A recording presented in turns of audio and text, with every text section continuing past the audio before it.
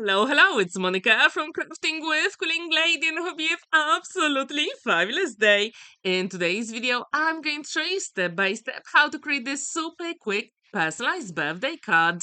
I've got 6 by 6 inches card base, then I've got 5 and 3/4 by 5 and 3/4 black panel, and the white panel is 5.5 by 5.5 of an inch. I'm going to assemble them together.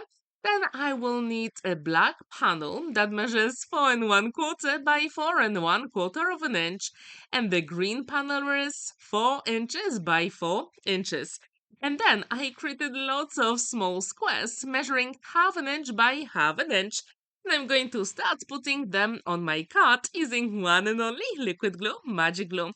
Was inspired by one of the cards I found on Pinterest. And in the description down below, you can find a link to this project. When I saw it, I thought I need to recreate it. So this is my take on it. As you can see, I use 3 different shades of green card. And then I've got black card. This one measures 1 inch by 1 inch to create the eye of that creature. You probably know the game.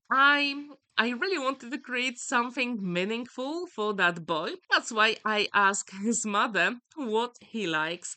And she said he likes this video game. So I created the card with featuring all those pixel elements. So when this is ready, then I will also need another black panel. And this one is 2 inches by 2 inches. I'm going to use my ruler and I'm going to mark half inch on each side. And then I'm going to use my pencil to actually draw the straight lines. If you do have a grid on your mat, that will be very helpful as well. Have you ever created a birthday card for a boy? If you have, please let me know what theme was it. I'm really curious because I absolutely love creating personalized cards. I think these are totally the best. So now I'm going to use my scissors and cut that element really quick and simple. So at the top, I'm getting rid of 2 small squares and at the bottom of a rectangle. And that panel will be ready. If you do need to make adjustments, do not worry, you can always do it. And if you do have a pencil mark at the back, then you don't have to erase anything. And I think this is such a cool idea.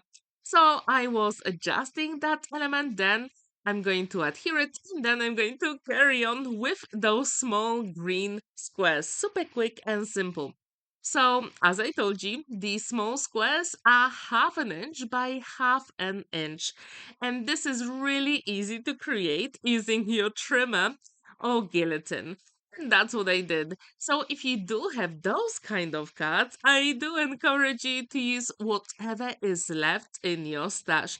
So, this way, you're going to not waste anything. You're just going to use what you've got.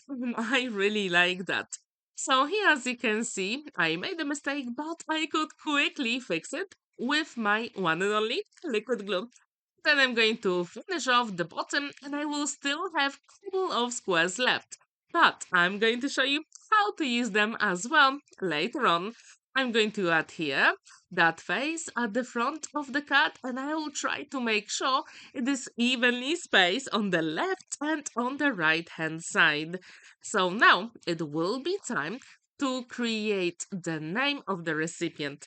And for this one, I decided to use those cutting dies from Crafter's Companion. This is a pretty old cutting die set. However, I still like it.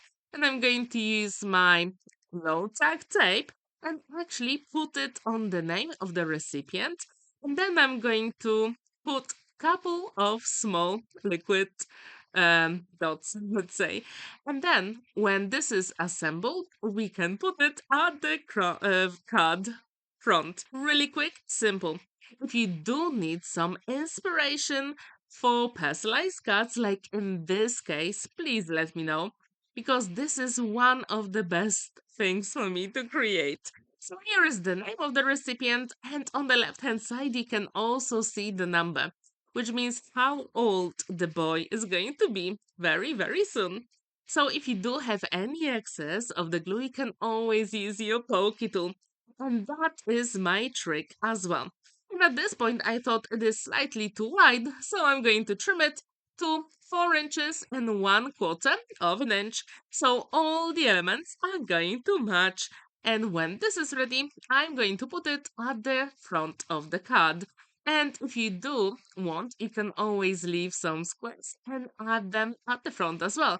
However, I decided to put them inside of the card where I'm going to write the message inside. So here it is. I'm going to use a couple of those squares to create two corners. Have you ever played that game? Please let me know in the comments down below. Or maybe you created a card that is actually for the fun of this game. And if you did, please let me know how did you make it. I'm really, really curious. So when this is ready, the card is going to be completed. Altogether, it took me 20 minutes with cutting and assembling all the elements. So please let me know, what do you think about this super quick birthday card for a boy? Thank you so much for watching and spending that time with me. Don't forget to like this video, give it a thumbs up, and subscribe to my channel if you haven't already. And I hope to see you in my next video. Have a wonderful day and happy crafting. Bye for now.